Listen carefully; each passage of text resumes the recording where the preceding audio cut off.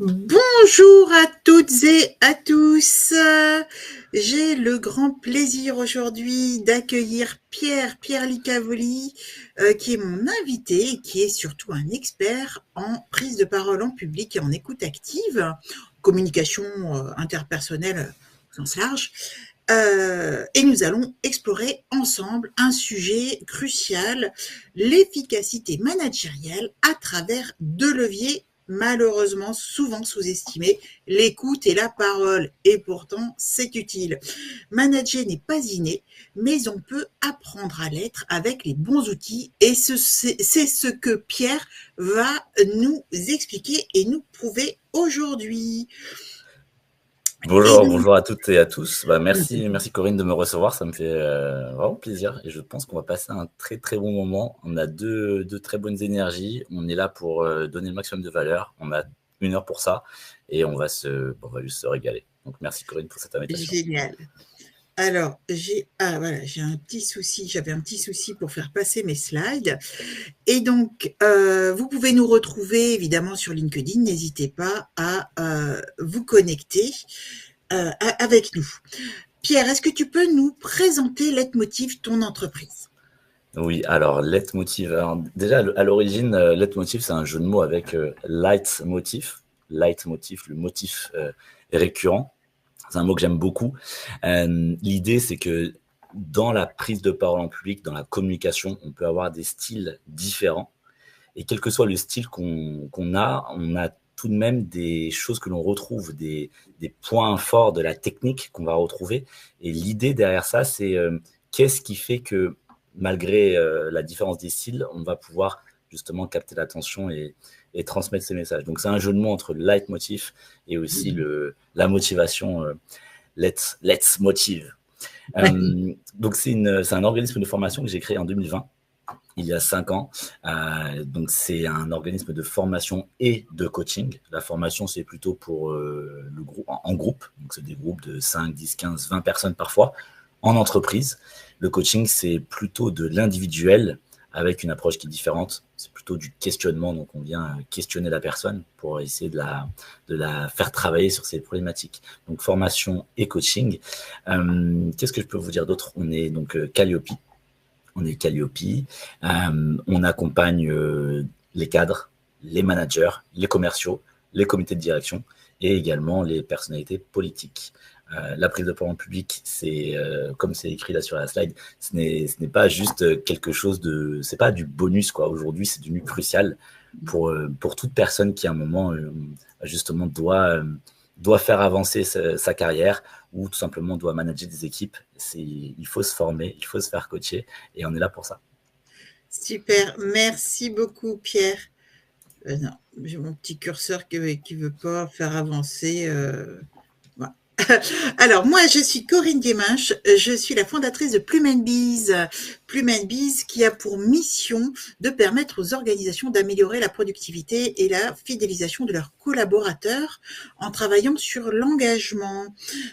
Et ma volonté, c'est vraiment de créer un univers professionnel qui soit plus équitable, épanouissant pour tous et respectueux de chacun et de notre planète. Et en fait, ce qui me motive et donc mon ambition, c'est de repenser ou de contribuer à repenser ce monde du travail en faisant correspondre les besoins et surtout les contraintes des dirigeants avec les attentes des employés qui forment vraiment le capital humain de l'entreprise. Il n'y a pas d'entreprise sans employés, sauf quand on est indépendant, évidemment. Alors, nos clients, ce sont des PME de 15 à 300 ETP, PME, mais également des agences gouvernementales. Nous sommes situés à Paris. Nous sommes aussi organismes de formation. Je suis, pour ma part, également consultante pour BPI France. Et donc, notre activité au sens large, eh bien, nous sommes un cabinet de conseil en ressources humaines qui s'appuie énormément sur le moyen ou l'outil RSE pour engager, renforcer cette adhésion des collaborateurs à l'entreprise. Quoi vous dire d'autre? Si, je suis quelqu'un qui déteste absolument, totalement le gâchis et donc toutes les missions que je fais et les partenaires avec lesquels je travaille comme c'est le cas avec, Pierre, en fait, on a exactement les mêmes valeurs. On a pour, motivation de répondre à nos clients de la meilleure manière que ce soit, de la façon la plus concrète, la plus productive, la plus efficace et dans un temps le plus adéquat également. Donc d'abord, on va penser à travailler avec le client en coproduction. On va être plutôt des médiateurs que des experts dans un domaine particulier, même si Pierre, évidemment, je ne parle pas en son nom, je parle pour moi, Plumenbise. Pierre est expert dans son domaine. Voilà, donc on va favoriser l'autonomie de nos clients. Je vous propose de démarrer sans plus tarder. Avant cela, je vous demande de nous noter dans le chat, s'il vous plaît, ce qui a motivé votre inscription. Alors, c'est pas par curiosité pure et dure, même si c'est toujours un petit peu motivé par la curiosité. Mais en fait, qu'est-ce qui vous a motivé à nous rejoindre? L'idée derrière, c'est pour que l'on puisse vraiment adresser vos enjeux, vos problématiques, vos réflexions, d'adapter en fait, hein, l'idée c'est d'adapter notre discours à vos attentes. Et puis, on va également passer par un petit sondage, donc je compte sur vous pour répondre dans le chat, et je vais tout de suite lancer un sondage ici. Avez-vous déjà bénéficié d'une formation dédiée à l'écoute active et à la communication managériale? Donc, hop, ici, j'attends. Alors, vous avez un petit call to action, donc un petit bouton sur lequel vous pouvez voter. Hein, mettez pas vos réponses dans le chat. En fait, vous êtes 100% à avoir noté. Ah non, non, non, c'est bien, j'ai quelqu'un qui dit oui, j'ai progressé. Je vous laisse. Allez, je ferme les votes. Normalement, vous avez reçu également les réponses. Donc, vous êtes quand même très nombreux à 67%, donc quasiment 70%, à n'avoir jamais bénéficié de ce type de formation. Alors, je n'ai pas eu le temps de regarder dans le chat, mais ce qui est intéressant en tout cas, c'est de voir que beaucoup de managers ou de personnes qui ont des responsabilités n'ont jamais été accompagnés spécifiquement sur ces compétences-là. Et c'est vraiment dommage parce que finalement, c'est au cœur du leadership et la prise de parole, c'est quelque chose en fait dont nous avons tous besoin, quel que soit finalement notre rôle dans l'entreprise, que ce soit un rôle de manager ou pas. Alors, manager, déjà, ce n'est pas inné. Pourtant, beaucoup sont propulsés, hein, voilà, 60% sont propulsés dans ce rôle sans formation. Résultat, tension, manque de clarté, faible engagement des équipes, parce que finalement, c'est un tout. Si le manager est engagé lui-même et surtout le fait savoir, eh bien, ça va engager les équipes. Donc, la bonne nouvelle, quand même, c'est qu'avec des outils simples, comme l'écoute active et une parole structurée, les managers peuvent faire grandir leurs collaborateurs. Et comme on peut le voir là sur la slide, eh bien 73% des salariés estiment que leur entreprise gagnerait à évaluer davantage ses soft skills. C'est LinkedIn qui nous disait ça, LinkedIn Learning qui nous disait ça en 2024. Et en fait, c'est assez intéressant parce qu'il y a vraiment une demande, une attente. Et pour autant, pour l'instant, c'est quelque chose qui n'est pas encore suffisamment démocratisé dans les entreprises. Alors, j'avance. Pierre, tu peux voir si toi, de ton côté, tu peux faire avancer sur les petites flèches parce que ouais. Ça marche, toi? Ouais. Ah ben oui, ça marche. Je ne sais pas pourquoi moi ça marche plus. Merci beaucoup.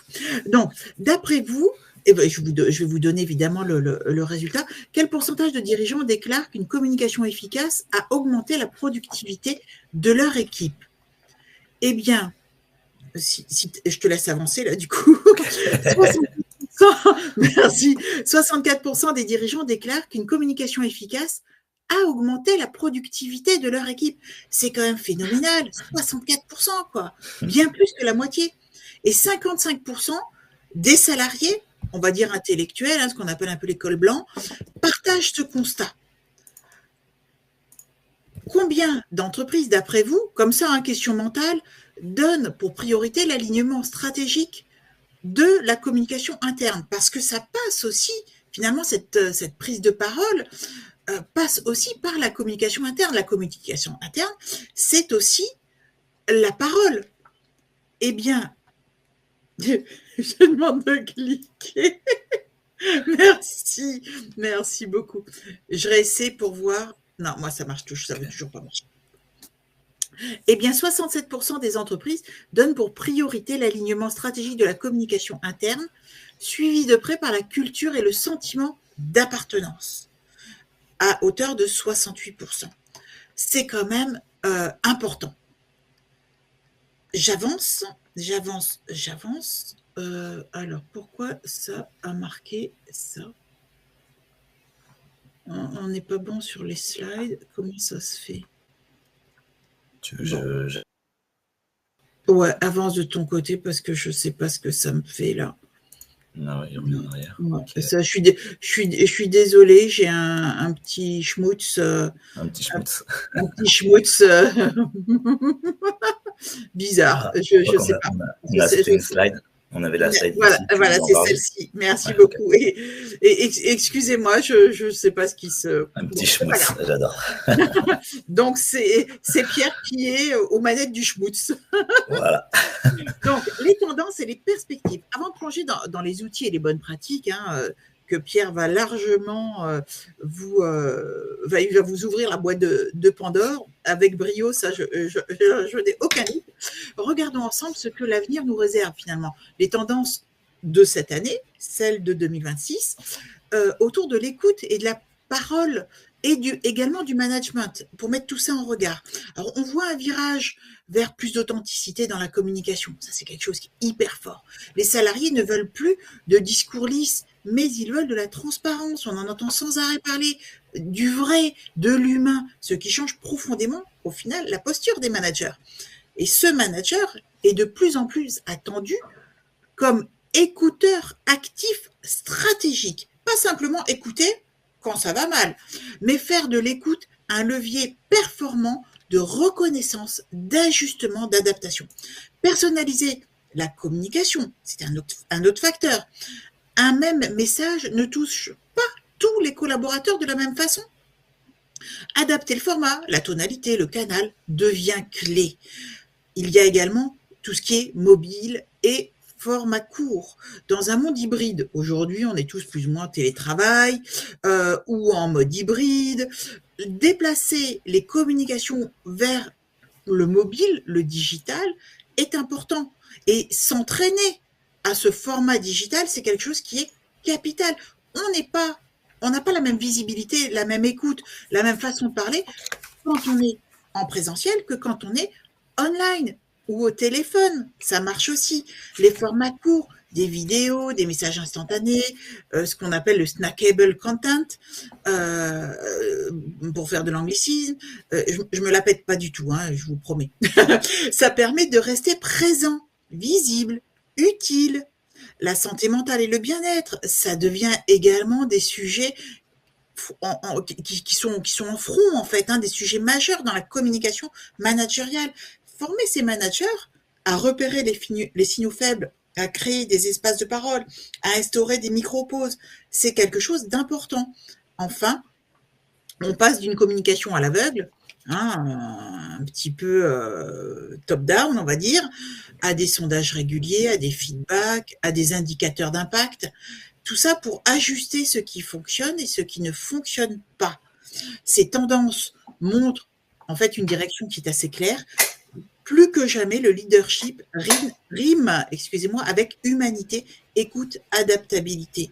Et cela, quelle que soit la taille de l'entreprise, quel que soit le secteur d'activité, moi je le vois même dans les usines, c'est indispensable. Les managers, pour les managers, l'enjeu est de monter en compétence sur tous ces sujets pour garder des équipes engagées qui vont être sur le mode collaboratif et surtout qui vont être performantes. C'est bien ce que l'on cherche au final dans les entreprises. Alors, Pierre, Oui. Dans cette boucle finalement des enjeux, performance, écoute, reconnaissance, engagement, si tu passes sur le slide d'après, pourquoi? Qu'est-ce qui motive tout ça? Ouais.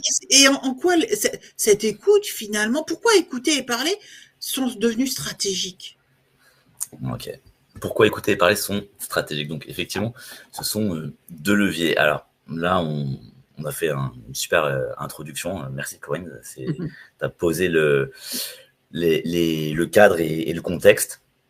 Et pour moi, aujourd'hui, parler, c'est avant tout un levier pour toute personne d'entreprise ou même dans la fonction publique ou bref, tout professionnel qui, à un moment, doit présenter un projet, doit défendre une idée, justement diffuser une nouvelle règle ou une idée innovante ou tout simplement vendre derrière. Donc aujourd'hui, parler, c'est un levier qui permet aux professionnels de s'élever dans leurs institutions, dans leur entreprise.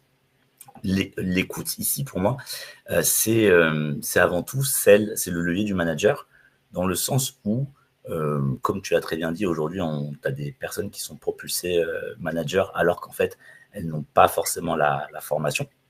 Ça, c'est peut-être quelque chose d'ailleurs qui est très français, dans le sens où si tu es bon techniquement, on estime que tu peux devenir manager. Que nenni, manager, c'est un métier à part entière. Tu n'as pas besoin, a priori, d'être un fin technicien, une fine technicienne pour manager. Par contre, tu vas devoir utiliser un ensemble de soft skills, pour le dire en bon français.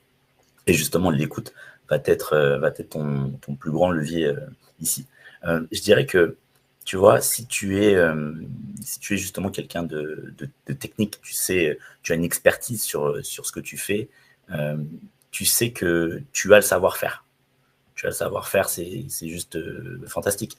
Maintenant, si tu n'es pas en mesure de le faire savoir, bah, tu peux rester des années en fait à ton poste et tu vas pas être en mesure de diffuser ton savoir-faire. Donc aujourd'hui, le faire savoir est une composante essentielle. On le voit avec l'avènement des réseaux sociaux et alors, des personnes brandées. quelles sont les 3 clés finalement de cette écoute active? Alors, si tu veux, pour moi,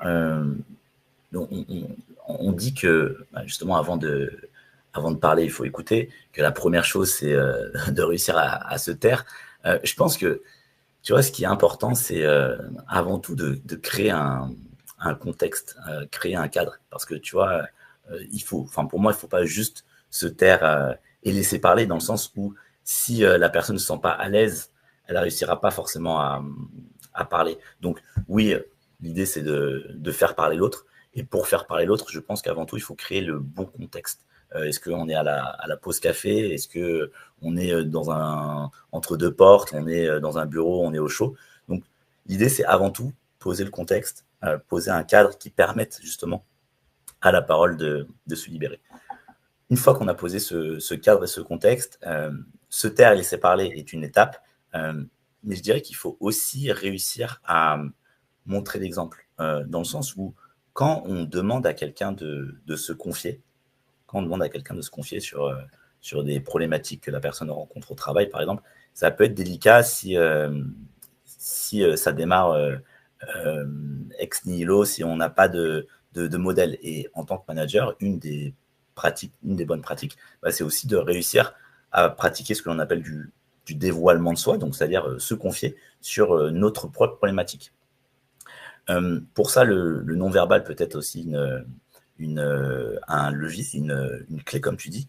Je mettrais quand même un bémol sur le fait que il y a beaucoup de bullshit sur tout ce qui est non-verbal. Je suis assez sceptique de manière générale, mon côté scientifique, sur tout ce qui peut, toutes les théories que l'on a sur le non-verbal. Alors, il s'est touché le nez, ça veut dire qu'il ment, il croise les bras, ça veut dire qu'il est fermé. Bon, le non-verbal peut être une piste à prendre avec des pincettes.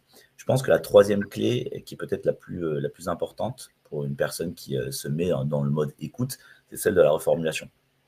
Et reformuler, c'est pas si facile que ça. Très souvent, on pense que reformuler consiste à juste redire exactement la même chose que la personne. La reformulation ici, c'est réussir déjà à se connecter à l'autre. On peut, tu vois, typiquement faire du hochement de tête, regarder dans les yeux la personne et réussir à redire ce qu'a dit la personne en lui montrant qu'on a compris et en lui montrant que de manière empathique, on la comprend. C'est pas juste redire les mots pour dire les mots. C'est vraiment ressentir, on va dire, de manière empathique ce que nous dit la personne. Donc, en résumé, effectivement, poser le cadre, trouver le bon contexte pour pratiquer cette écoute active, se taire et laisser parler, donc amener l'autre à parler.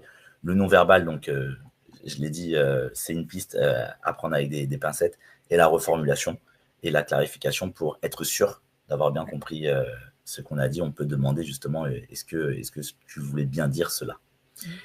La règle des...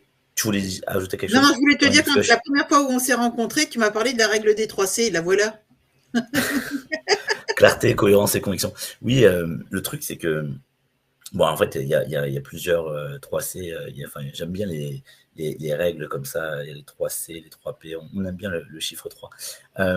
La clarté, c'est certainement ce que l'on pourrait rapprocher du logos dans le triptyque de l'art oratoire des Quintiliens et des Cicérons. La clarté, c'est comment on arrive en fait à agencer ces idées ou ces arguments de manière claire. Donc, aujourd'hui, on a des prises de parole qui peuvent être intéressantes sur le fond, sauf qu'à la fin, on comprend rien parce qu'il y a soit trop d'informations, soit il y a des allers-retours entre différentes idées, il y a des parenthèses dans les parenthèses, et à la fin, on se dit, mais qu'est-ce qu'a voulu dire la personne?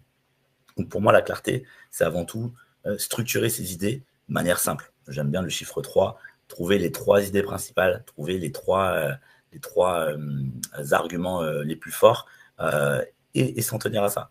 Une petite introduction qui amène le contexte avec une accroche et une transition vers les arguments et les idées, et une conclusion qui vient faire un récap et qui vient faire un appel à l'action si on veut avoir une prise de parole avec impact. La cohérence, pardon, la cohérence, c'est ce que l'on pourrait rapprocher de l'éthos dans le triptyque de l'art oratoire. La cohérence, en fait, c'est est-ce que en fait tout ce que tu dis est aussi logique par rapport à ce que j'ai entendu de toi. Je parlais d'éthos, c'est aussi l'image que renvoie la personne, et une personne qui perd en cohérence, ben, c'est une personne qui perd en crédibilité. Si je vois qu'en fait tu me dis, tu me sors des belles valeurs, mais derrière tu n'es juste pas cohérente dans ta manière de manager, ben, tu perds en crédibilité et j'aurais tendance à de moins en moins te croire. Et la conviction, c'est ce que l'on peut rapprocher de, justement du pathos, donc l'art de toucher le cœur des gens. C'est à quel point tu incarnes justement tes idées, et à quel point je sens que bah, tu as vraiment envie de faire bouger les choses. Donc ici, dans la conviction, c'est tout ce que tu vas pouvoir employer pour toucher le cœur des gens, pour faire en sorte que les gens se disent ok, la vision que me partage Corinne, elle est intéressante, et j'ai vraiment envie de m'embarquer dedans, de m'impliquer. Alors, le rôle du manager, c'est évidemment pas de tout contrôler, mais de donner les conditions pour que les collaborateurs progressent. Eux aussi, je dirais. Donc, cela passe forcément par fixer un cadre, encourager l'autonomie, responsabiliser, etc., etc. Et c'est ainsi que l'on peut créer, ou que l'on crée, un cercle vertueux de montée en compétences, que ce soit pour le manager, que ce soit pour les collaborateurs. Est-ce que tu peux nous expliquer comment l'écoute active, la prise de parole, permet justement de développer, fait cette connexion permet de développer les collaborateurs? Ouais. En fait, pour répondre à ta question, j'aimerais bien rappeler les différents types de management. Bon, ça apparaît pas sur la slide. Donc, celles et ceux qui nous écoutent, je vous invite à prendre des notes ou tout simplement aller faire une recherche sur Google. On a 4 types de management. On a le directif, l'explicatif / persuasif. Personnellement, je préfère dire explicatif, le participatif et le délégatif. L'idée, c'est que ces 4 types de management vont être utilisés selon la maturité du collaborateur ou de la collaboratrice. Donc, une personne qui est nouvelle dans son entreprise, qui n'est pas encore compétente et qui n'est pas forcément motivée, on va plutôt être sur du directif. C'est-à-dire qu'on va tout simplement lui donner les consignes sans expliquer derrière. Tu vois. Ça, c'est pratique quand on veut aller vite et que la personne, justement, on veut la faire monter on ne sait pas comment on veut faire la forcément faire monter en compétence. Disons qu'on ne veut pas perdre de temps. Si la personne montre une motivation, donc là, on va pouvoir commencer à passer au niveau 2, donc le deuxième type de management qui est celui de l'explicatif, où là, en fait, au lieu de juste dire Corinne, fais ci, fais ça, on va derrière expliquer. Donc, en fait, j'ai besoin que tu fasses ceci, cela, parce que derrière, ça permet de faire ceci, cela. Donc, ça, c'est le deuxième levier pour justement réussir à gagner en autonomie. Et les 4 types de management ont cette vocation-là, c'est faire gagner les collaborateurs en autonomie. Le troisième type de management, c'est le participatif. Cette fois, on prend les décisions avec l'équipe. Donc, c'est le fameux brainstorming, tempête de cerveau, pour le dire en bon français. Et le quatrième, le délégatif. Là, on est en mode projet autonome. Chaque personne sait ce qu'elle doit faire. On a fixé les objectifs. Les moyens utilisés pour parvenir aux objectifs, eux, vont être totalement libres. Ça, c'est le Graal. Quand dans une entreprise, on arrive à mettre en place un management de type délégatif. Donc, en fait, tout le monde avance à sa manière. Le manager, ici, vient fixer l'objectif général.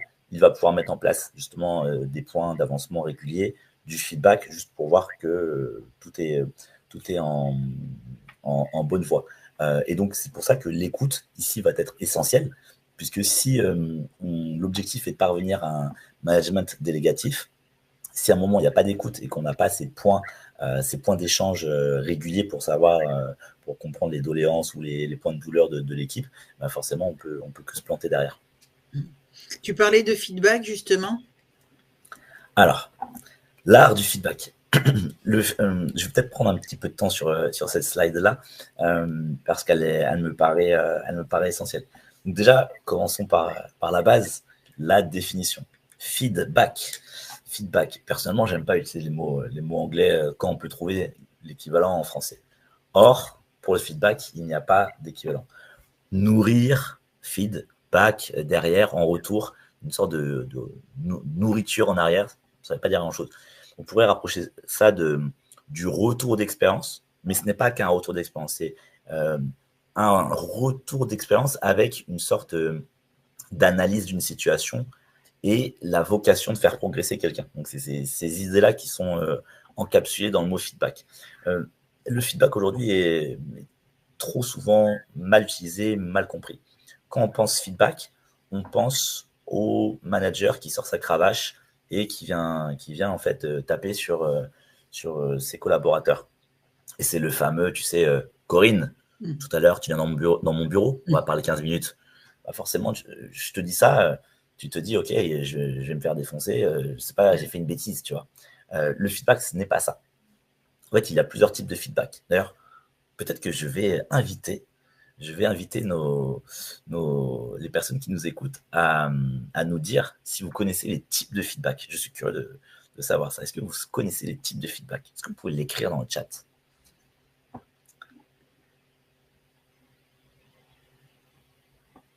Quels sont, d'après vous, les types de feedback que nous avons? On n'a pas beaucoup de réponses. Non, je ne connais pas ces types. Bon, merci Christelle. C'est pas grave. Alors, très souvent, on pense aux 3 types. On a quelqu'un. Nathalie, non, je ne connais pas. Non, vous inquiétez pas. Merci beaucoup. Merci d'avoir répondu. Non plus. Longue, il ne connaît pas. Ça va te servir. Le premier, c'est le positif. Feedback positif. Le deuxième, c'est le correctif. Et très souvent, on pense au troisième qui est le négatif. Alors, j'aime bien annoncer les trois pour dire que le feedback négatif n'est pas un feedback, c'est à retirer. Vous allez comprendre pourquoi. Je voudrais démarrer avec une équation, je mets des très gros guillemets, une équation que j'aime bien qui est celle de la performance. La performance, en fait, c'est le potentiel moins les interférences. Donc, performance égale potentiel moins interférence. En fait, l'idée ici, c'est que vous avez un potentiel et que vous allez avoir des interférences qui vont justement vous empêcher d'explorer d'exploiter plutôt votre plein potentiel. Très pragmatiquement, vous avez une voiture, elle peut rouler à 250, vous ne roulez jamais à 250. Votre potentiel, c'est 250 km/h. Les interférences, en l'occurrence, le code de la route, fait que vous roulerez au maximum, en théorie, à 130. Eh bien, c'est exactement ça. Pour un feedback, en fait, vous allez utiliser les deux types de feedback, donc le feedback positif et le feedback correctif, comme levier sur votre potentiel et vos interférences. Le feedback positif, il va venir libérer votre potentiel. Donc le feedback positif, je vous invite à prendre des notes si ça vous intéresse, le feedback positif, il va venir dire, il va être structuré ainsi. Je vais dire, Corinne, dans cette situation-là, tu as obtenu tel résultat et nous avons atteint l'objectif. Bravo, continue ainsi. Donc ici, je viens valoriser ton travail et je rappelle pourquoi je le valorise, parce que tu as obtenu tel résultat avec tel outil. Donc si tu avais une hésitation entre, entre les outils à choisir, tu avais le choix entre l'outil A, B, C, bah, le fait que je te valorise en utilisant l'outil B, tu as réussi à obtenir le résultat. En fait, je viens aussi te conforter dans l'idée que l'outil B était pertinent pour atteindre tel objectif. Donc ça, c'est votre feedback positif. Il vient donc libérer le potentiel. Le feedback correctif, lui, va venir diminuer les interférences. N'oubliez pas, performance égale potentiel moins interférence. Donc ici, le feedback correctif, il va se structurer de la manière suivante. Corinne, dans telle situation, nous avions fixé tel objectif qui n'a pas été atteint.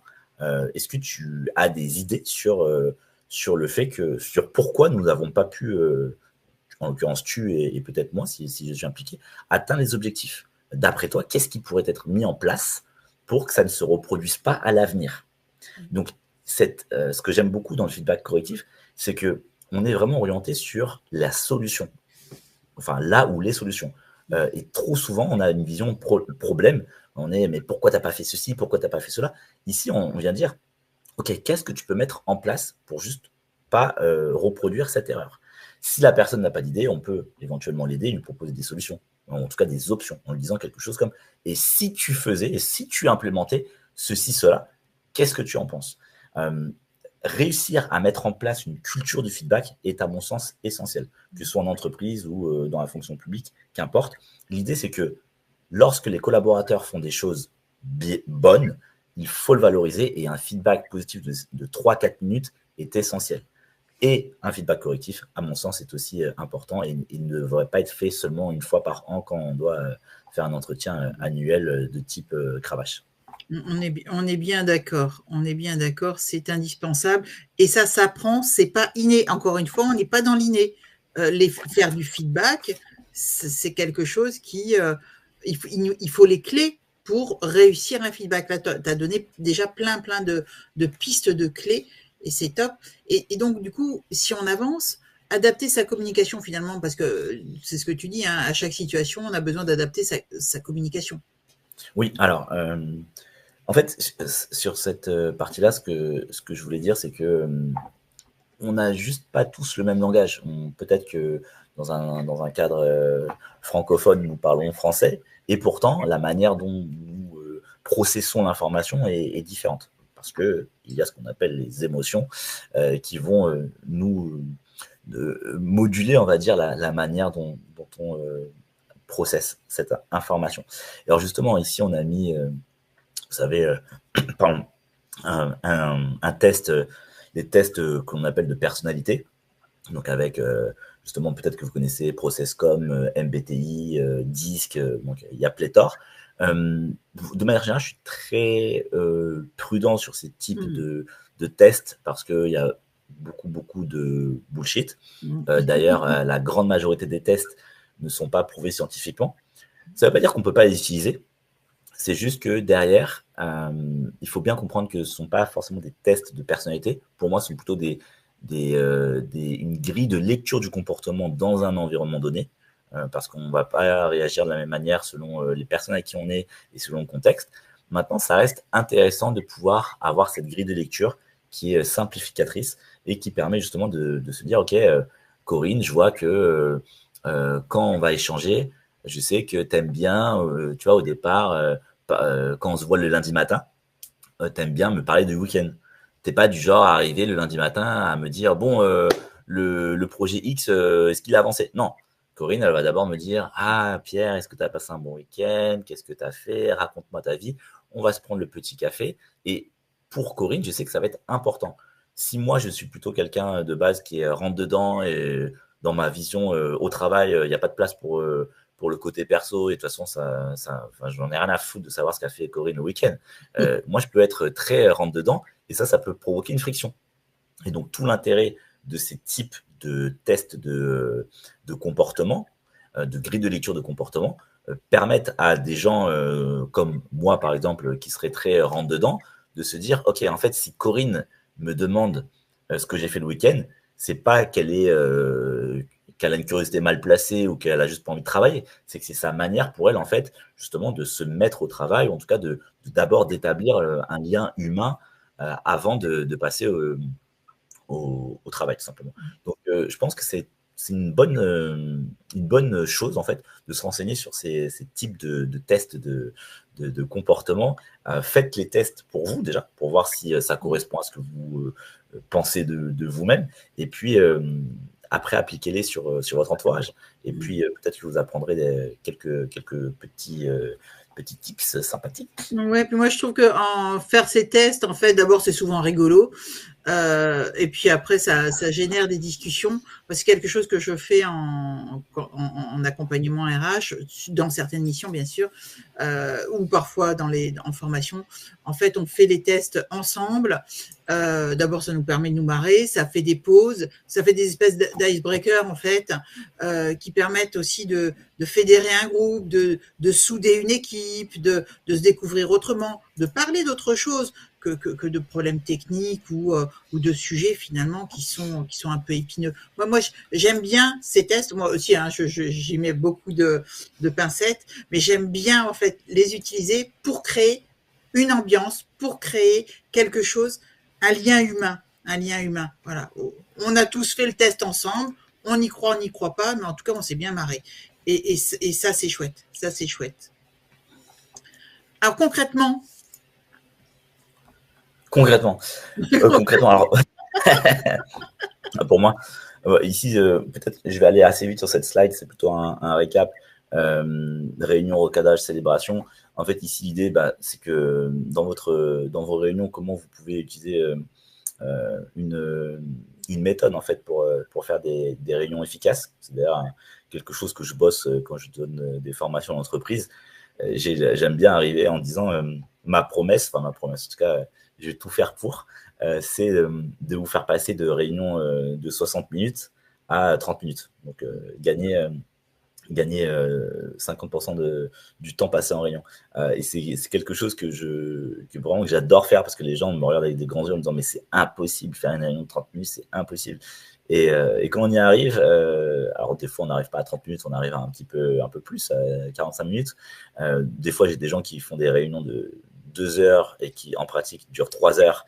Et si on arrive à les faire passer à 1 heure, c'est aussi ça de gagner. Donc l'idée c'est vraiment d'avoir une méthode pour réussir ces réunions. Pour ça, ça passe par la structuration de sa parole, par la préparation générale de la réunion, et un ensemble de techniques d'oratoire pour réussir, comme tu l'as écrit, donner du rythme. Le recadrage, pour moi, ici, c'est plutôt ça va plutôt être le feedback correctif. Donc, quand on doit justement limiter les interférences dans la performance, on va devoir mettre en place un feedback correctif. Encore une fois, hein, je le répète, le feedback correctif, ce n'est pas un coup de cravache. On est orienté solution, on est orienté dans le développement des collaborateurs. Et la célébration, c'est pour moi le feedback positif. Il n'y a pas de petites ou de grandes célébrations, il n'y a que des célébrations. Même une célébration de 2 minutes, juste dire à telle personne bravo, ça n'a pas de prix en fait. On parle très souvent du sens au travail, de la motivation des équipes, mais en fait, le problème, c'est que les managers, des fois, sont confrontés aux équipes seulement pour les cravacher. Forcément, ça ne donne pas envie de parler avec eux. Donc, feedback positif ici, à gogo. Culture du feedback, c'est le maître mot. Et moi, je vous dirais pour les managers qui sont avec nous aujourd'hui, mettez-vous un petit challenge pour vos réunions. Moi, j'anime un groupe d'entrepreneurs. J'ai le plaisir et surtout l'honneur de présider un groupe d'entrepreneurs dont fait partie Pierre. Et mon challenge, donc c'est tous les vendredis matins de 7h à 9h, donc c'est quand même tôt. Mon challenge, c'est de finir la réunion à 8h55. Donc 5 minutes avant la fin prévue de la réunion. Pourquoi je me suis mis ce défi? Parce que je pense que les entrepreneurs doivent à 9h pouvoir être disponibles, frais et dispo pour mener les réunions clients, les calls qu'ils ont à mener, voir leur agenda, aller faire pipi, boire un café, faire ce qu'ils veulent en fait, mais qu'ils soient disponibles dans leur tête un petit moment avant pour repartir bien dans leur journée professionnelle. Et je pense que toutes nos réunions, en tant que manager, notre responsabilité, c'est de finir avant l'heure pour donner en fait un sas de respiration aux participants qui ont contribué aussi à la réussite de la réunion. Et ça, c'est quelque chose qui est super important, intéressant. Essayez de vous donner ce challenge quand vous avez des réunions. Et ça va vous obliger à structurer et à réfléchir en amont à qu'est-ce que je veux dire, qu'est-ce qu'on doit en sortir, quels sont les objectifs. Il faut que tout soit hyper clair. Et vu que vous êtes l'animateur de la réunion, en tout cas, quand c'est le cas, donnez du rythme. Et vos participants vraiment seront super contents et parce qu'ils trouveront vos réunions utiles finalement. Il n'y a rien de pire que d'aller dans une réunion et se dire j'ai encore rien appris, ça m'a gonflé, quoi. Ouais, clé pour réussir, je pense qu'on peut peut-être passer. Juste, on a déjà tout dit sur ça. Au je poil. propose d'aller à la slide d'après, parce que je regarde le temps aussi. Oui, les erreurs fréquentes à éviter. Quand écouter et parler tourne mal. Mais je voudrais bien vous raconter une anecdote. J'aime bien les anecdotes. Et peut-être que ça vous fera sourire. Je vous disais que j'ai créé le centre de formation et de coaching Leitmotiv en 2020. En fait, il s'avère que l'année d'avant, j'étais salarié en entreprise et j'avais une manager justement qui, à mon sens, avait une communication plutôt toxique. Alors, je vais pas vous raconter toute l'histoire, j'en ai beaucoup à raconter. Je vais en choisir une qui m'a marqué. Un jour, on fait l'entretien de fin de période d'essai. J'avais même pas été prévenu. C'est-à-dire qu'elle me dit prends tes affaires, on va dans une grande salle de réunion, une longue table à la Poutine qui fait 30 mètres de long. Elle me dit tu t'assois là, je m'assois là. Je dis ok, d'accord, j'étais même pas prévenu. D'ailleurs, c'est pas légal, mais bon, bref. Et elle me dit bon voilà, dis-moi comment tu te sens dans l'entreprise.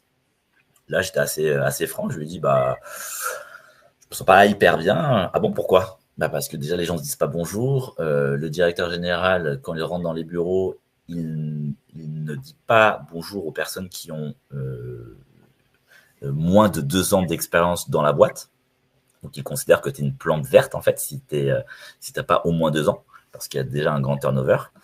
Elle me dit ok, d'accord, j'entends ce que tu dis. Bon, moi, je te le dis, je comprends pas, tu n'es pas assez rapide, tu n'es pas assez autonome.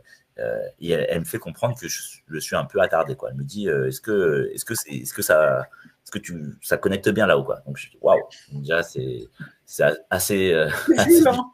ça. Et là, je me dis, ok, j'ai une magnifique opportunité justement de lui dire ce que je ressens vraiment profondément. Et je me dis à ce moment-là, je vais utiliser la communication non violente, la CNV. J'ai vu Christelle dans le chat qui parlait du chacal et des girafes, les oreilles. Et je me dis, ok, allez, j'y vais, je prends mon courage à deux mains. Et je lui dis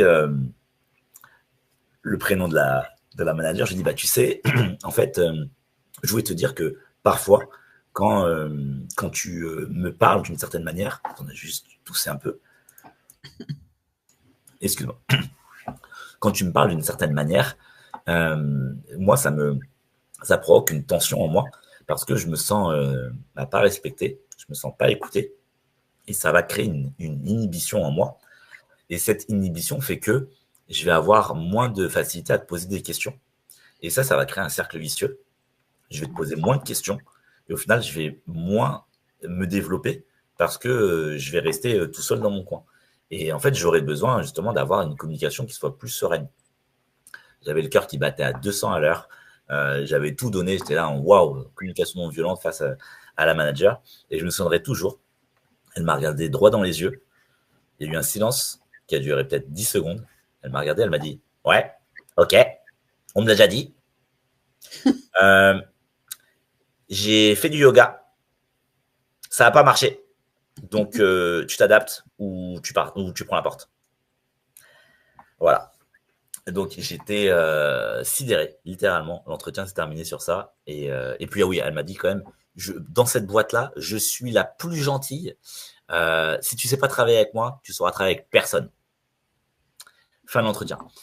J'étais sidéré et c'est là aussi que ça m'a fait prendre conscience que on a beau avoir plein de techniques, il y a la théorie, il y a la pratique. Voilà, des fois on tombe aussi sur des gens qui sont réfractaires à un niveau plus et que des fois si on peut rien faire, il y a peut-être d'autres actions à mener comme partir. Mais bon. J'arrête la parenthèse sur ça, donc c'est pour vous dire que c'est à bien de pratiquer. Maintenant, il ne faut pas non plus voir les techniques de communication comme des baguettes magiques. Absolument. Et puis, en fait, il faut vraiment adapter toutes ces techniques à votre caractère, à votre contexte, à vos équipes. Et c'est ça qui est important, c'est de savoir, j'allais dire, jouer avec style, avec tout ça. En tout cas, il y a 3 choses à retenir. C'est le fait d'écouter, c'est reconnaître votre interlocuteur, reconnaître l'équipe. Parler, c'est donner du sens. Et ça, c'est extrêmement important, quelle que soit la génération. Et en combinant les deux, eh bien, c'est faire grandir vos collaborateurs et puis se faire grandir, se progresser à titre personnel et égoïstement. C'est super important également.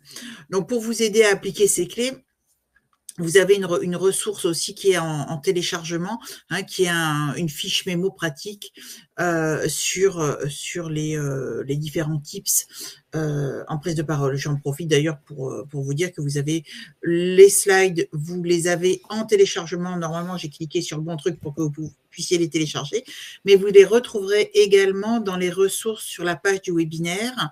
Vous aurez accès évidemment au replay et donc il y a cette fiche mémo et vous pouvez aussi prendre rendez-vous avec moi et avec Pierre aussi. Stipulez-moi quand vous voulez, c'est moi qui reçois les demandes de contact, stipulez-moi quand vous voulez être remis en contact avec Pierre.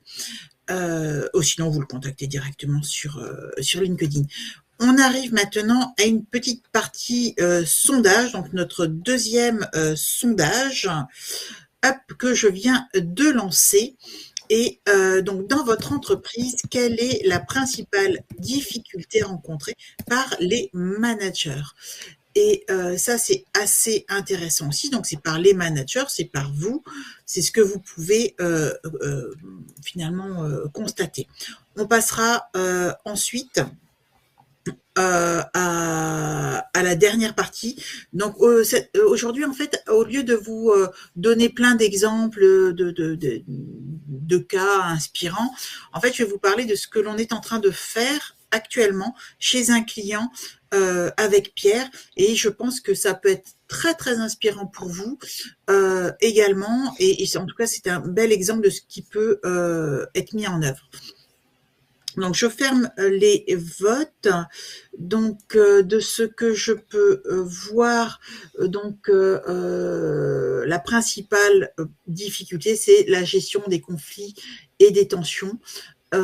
Et à hauteur égale, donner des feedbacks efficaces et structurer la prise de parole.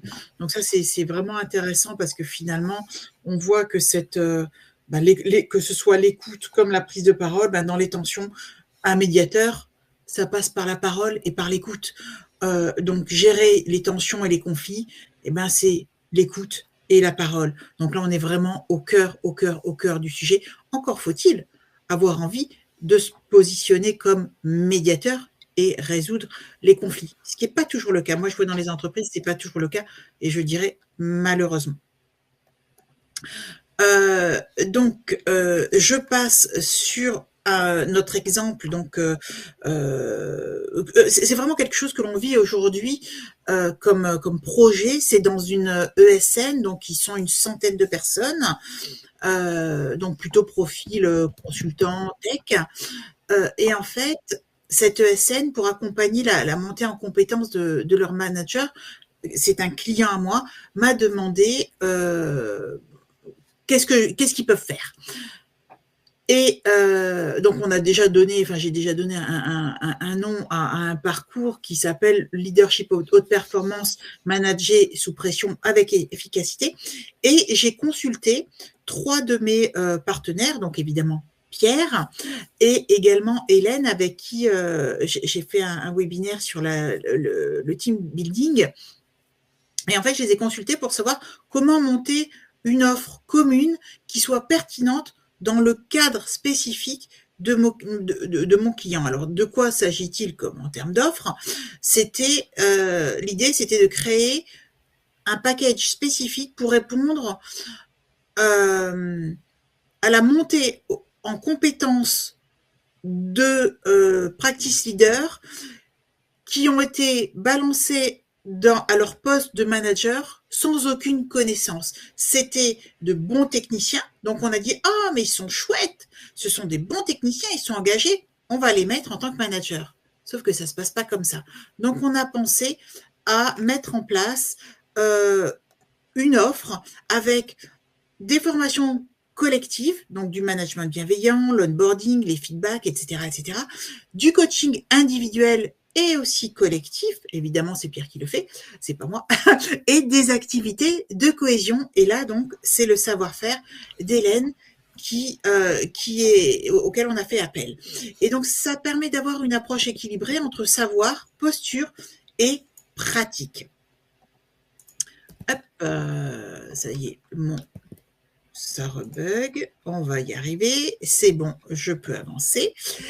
Et donc, il faut savoir en fait qu'en Europe, nombreux sont les managers, un petit peu comme certains nous l'ont dit dans le chat, nombreux sont les managers qui sont promus sans formation ni accompagnement. On les appelle d'ailleurs les accidental managers. C'est pas pour rien accidental. Donc résultat, donc surcharge, syndrome de l'imposteur, démotivation, ça peut aller assez loin. Et au final, ça va impacter malheureusement toute l'entreprise. Alors, en France, quel est le pourcentage de DRH? Quel pourcentage de DRH font face à des refus de propositions de poste de manager? Tu as une idée, Pierre? Beaucoup. Je crois que c'est plus de 50%. C'est ça, 56%. 56% des DRH font face en fait à un refus de prise de poste de manager quand on est dans un cas comme ça de se voir balancer en fait de collaborateurs à manager. Alors, pour quelles raisons? J'avance un petit peu vite sur ces parties-là. Pour quelles raisons? Eh bien, tout simplement parce que entre la surcharge de travail, le manque d'outils, le manque de suivi, d'accompagnement, les attentes multiples. Souvent, on voudrait que ce soit les moutons à 5 pattes, ou à 10 pattes, que les managers gardent leur travail d'avant, plus endossent une casquette managériale. Sauf qu'au bout d'un moment, c'est pas possible. Enfin, on peut pas demander aux gens d'être tout, parce qu'au final, ils s'y retrouvent pas, ils sont rien. Alors, dans le contexte du client, après l'acquisition de deux entreprises, une européenne en 2017, l'autre française en 2021, le groupe qui était au-dessus, la holding, on va dire, a décidé de créer une seule business unit de consulting. Et en 2024, après l'achat d'une troisième entité portugaise cette fois-ci, le groupe a décidé le recrutement des 3 structures sous le nom de la nouvelle entité. Ah, ça commence à secouer. L'absorption et la réorganisation, évidemment, des précédentes n'avaient toujours pas été réalisées, encore moins digérées, et l'organisation était en râteau. Donc, il y avait un DG, un adjoint, un RH, puis tous les autres. Ah, plusieurs collaborateurs ont été promus, comme je vous l'ai dit, en tant que practice leader, pour mettre en place du management intermédiaire. Leur mission, à la fois les aspects humains, les aspects opérationnels, mais garder aussi les aspects techniques. Et donc, la direction, pour les accompagner, a voulu investir dans un accompagnement complet pour que les practice leaders gagnent en efficacité tout en veillant également au bien-être des équipes. Conclusion, donc on a mis en place notre parcours, la création de notre parcours, donc avec Pierre et avec Hélène. Et au final, donc, les practice leaders bénéficient de coaching depuis le mois de juillet, des formations qui ont démarré là en septembre, mais également du temps de cohésion d'équipe, et on a mis en place une murder party pour que ce soit plus original, plus engageant, et que ça casse le rythme finalement de la théorie ou des bonnes pratiques. Mais dans cette murder party, on va aborder tout ce qui aura été traité, donc a priori appris, lors des formations théoriques ou lors du coaching. Et donc, pour le coup, notre cocktail anti-stress, je dirais, ce qui rend vraiment l'offre puissante, c'est cette vision complète qui est très, très structurée, qui fait formation, activité et coaching. Et chaque manager progresse à son rythme, sur sa posture, sur son écoute, sur sa communication, sur son savoir-faire en tant que manager. Donc, très rapidement, Pierre, sur la partie coaching. Oui, c'est super intéressant là, de faire la proposition que tu as faite au client, elle est juste géniale parce que ça permet vraiment de travailler à 360. C'est-à-dire que d'un côté, il y a des formations thématiques qui peuvent être vraiment bien pour progresser sur une problématique très précise. Et ça va pas forcément être pertinent si on veut travailler sur du personnalisé. Donc le coaching ici va être extrêmement pertinent. Et là où il y a une grande plus-value, c'est que comme pour le client en question, je coach toute une équipe, j'ai pas mal de choses qui se recoupent. Et en fait, ça permet de voir les tensions qu'il y a en interne. Et justement, derrière la murder party, là, le Cluedo grandeur nature d'Hélène permet justement de mettre de l'huile dans les rouages. Quoi. Donc, je trouve que ce que tu as proposé au client, c'est juste trop bien. Quoi. C'est vraiment très, très, très, très pertinent. Super. Et c'est vrai que finalement, ce Cluedo géant, comme tu l'as dit, c'est vraiment l'idée, c'est d'aller travailler sur l'intelligence collective, le construire ensemble, la prise de décision concertée, résoudre un problème clairement identifié ensemble. Donc, ça va renforcer la coopération en équipe, améliorer toutes les conditions en fait d'écoute, de communication, etc., etc. Écoutez, je passe rapidement sur ces derniers slides parce que l'heure est vraiment passé très très vite. Je ne sais pas si vous avez des questions. J'en vois pas, j'en ai pas eu. n'hésitez pas à nous les poser dans le chat.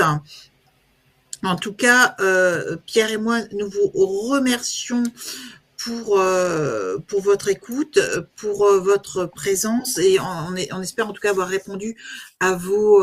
je vais revenir pour voir s'il y a des questions. On espère avoir répondu à vos interrogations. N'oubliez pas donc le téléchargement de la fiche mémo. Notez-nous, s'il vous plaît, notez-nous. C'est très important pour nous d'avoir ce feedback. Notez-nous, mettez-nous vos commentaires. Je vous note dans le chat ici. Alors, j'espère que ça ne va pas le faire en mode moche. Voilà, nos profils, si ça le fait en mode moche, bon, c'est pas grave. Nos profils sur LinkedIn pour que l'on puisse rester connecté. Je ne vois toujours pas de questions. En tout cas, j'espère vous retrouver lors de nos prochains webinaires. Il y en a un d'ailleurs, un prochain avec Pierre le 5 novembre. On en fait un autre avec Pierre au mois de novembre. Le prochain sera sur la communication interne. Et toujours en novembre, en fait, il y en aura un autre avec Hélène, dont on vous a parlé à l'instant, sur le travail de l'intelligence collective en team building. Écoutez, vraiment, j'espère que ça vous a intéressé. Merci beaucoup, Nicolas, pour les 5 étoiles. Merci à vous.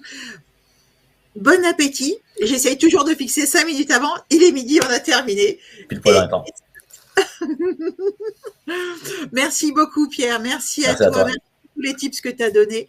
Et puis, on vous retrouve très, très rapidement et avec grand plaisir. Merci à vous tous. Merci, Corinne. Merci à bientôt. Au revoir. Au revoir.